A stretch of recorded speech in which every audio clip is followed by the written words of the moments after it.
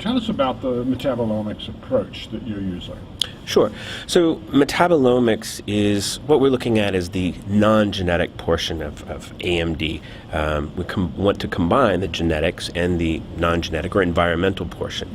And we're doing this by looking at the metabolome. So what is that? So the metabolome is downstream of the genome and the proteome, and it really encompasses all of the metabolites or molecules in a given system. Now we're looking at plasma. So what we do is we recruit patients from the clinic, or we could even use frozen plasma samples, and we measure all the metabolites in a given sample, in this case plasma. Then we collaborate with a metabolomics expert, Dr. Dean Jones from Emory University, and we can measure almost over 15,000 metabolites in a single sample. And this is done with ultra-high performance liquid chromatography mass spectrometry. And the way that we do it experimentally is to look at patients with the disease, such as with AMD, versus similarly aged people without. And we try to identify specific molecules, or perhaps even more importantly, pathways that are different between patients with AMD and patients without AMD, to see what sort of environmental, either insults or things that we have to deal with that differ between cases and controls. Then perhaps these pathways can be interfered with at some point to help treat AMD.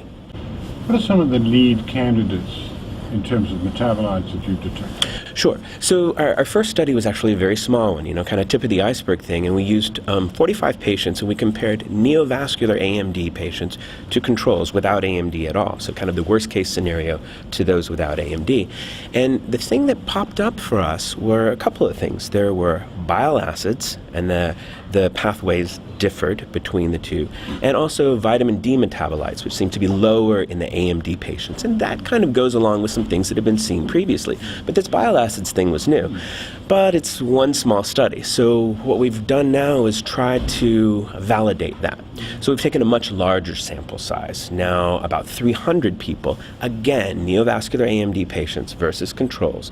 And again, when we did the pathway analysis, what we found was that the bile acid biosynthesis pathway was different in the neovascular AMD patients compared to the controls.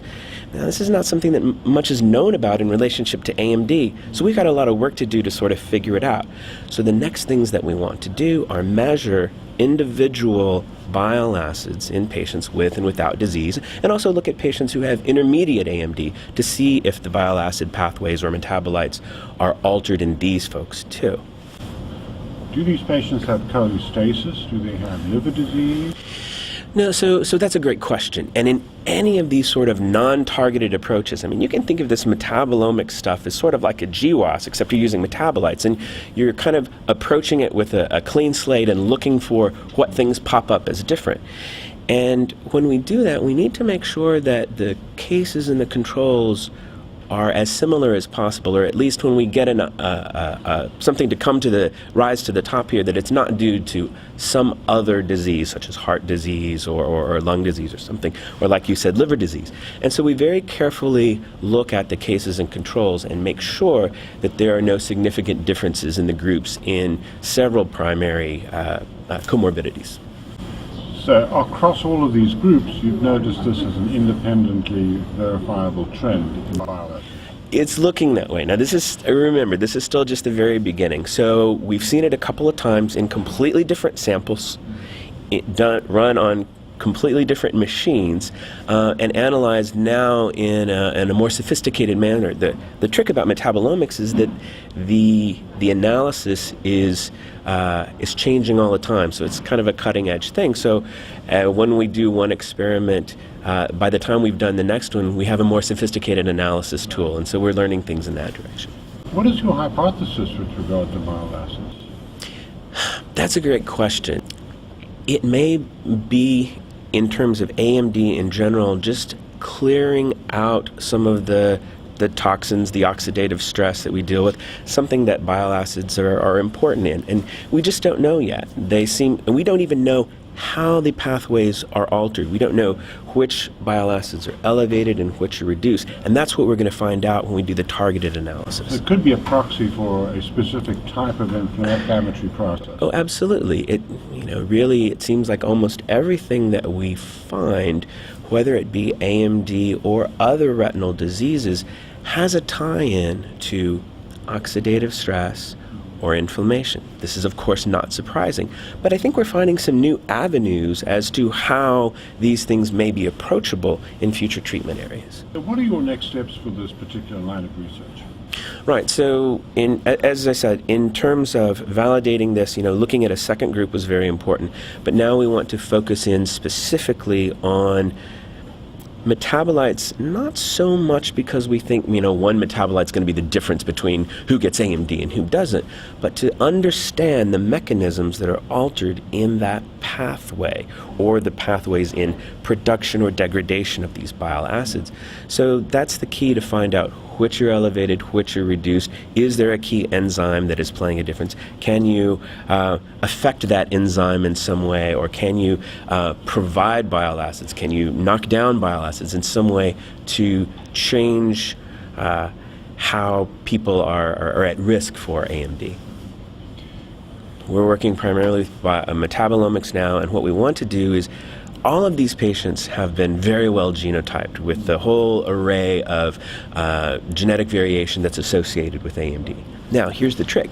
We know that these metabolites differ, and we know what the genetics is. But what we have the opportunity to do now is to find out how the metabolomics relates to the genetics. If we find out, because we can adjust for, control for all the genetics that we know about already. So if we find out that the metabolomic things or the metabolite things that we're finding are completely independent of the genetics, then we know that this is additive. So gene plus really environment. However, it also gives us the opportunity to look at some of the genetic variation that we don't understand yet. For instance, the ARMS2 gene was described as associated with AMD almost a decade ago. Yeah, we really don't have a good handle on what it's doing and how it affects risk. And so we can look at metabolomics in patients who have two risk alleles for ARMS2 versus those who don't have any.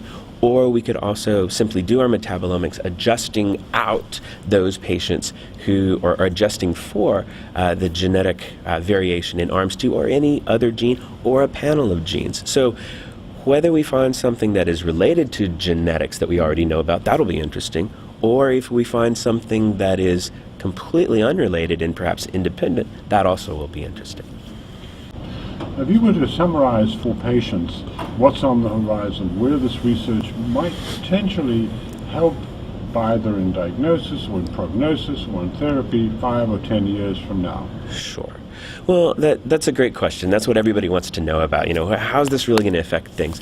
And the way we sort of envision it is that, and like you said, down the road, we could have an opportunity to, if we find a specific pathway or a panel of metabolites that are really different, maybe we learn more through those about who's going more likely to develop AMD. Maybe we learn who's going to respond best to treatments. And as more treatments come online, maybe we can help pick which patients can go with which treatments. Ideally, some of these tests can be done almost instantaneously. So way far down the line, what I picture, or what I hope for, is patient comes in, gets a little blood prick, that can be tested for the specific panel. You can get the results back in a day or a few days and immediately tailor treatment or tailor the way you're going to surveil that patient in the future according to their risk. And you can combine the genetics and the metabolomics into one system. So do you see this then as a screening tool as well as a diagnostic tool?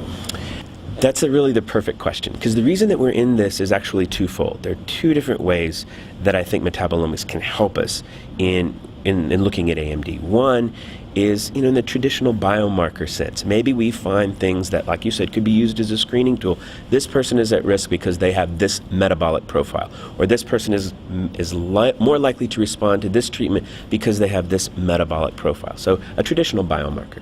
But the other thing is, what I alluded to earlier, is that I think the metabolomics can help us find out more about pathways that are involved, metabolic pathways that are involved in AMD that we didn't really realize before. So it has the opportunity to let us delve mechanistically into changes that might be very important in developing or progressing or responding to treatment in AMD. So kind of a twofold approach. If patients want to get involved in learning more about the program, want to potentially become subjects, where should they go? Well, for us, this is sort of a unique thing. There's not too many people doing metabolomics in ocular diseases. So at Vanderbilt, that's one of the things that we're excited about. So a simple call to the clinic. The important thing to remember is, like genetic research in AMD, the metabolomics research is not individual research at this point. You're not going to get a result back for you. But what we found, and it's been absolutely wonderful, is so many people are willing to participate because they think it could potentially benefit people in the future. I would love it if any work that you do helps people, helps my kids, or helps other people. So that we've been very fortunate to be able to recruit over 1,200 people to give blood samples over the last 3 years to do this. Excellent. Yeah. Professor Brantley, thank you so much for sharing this very exciting work, and we look forward to following it very closely in the future. Thank you very much. Appreciate it. Perfect.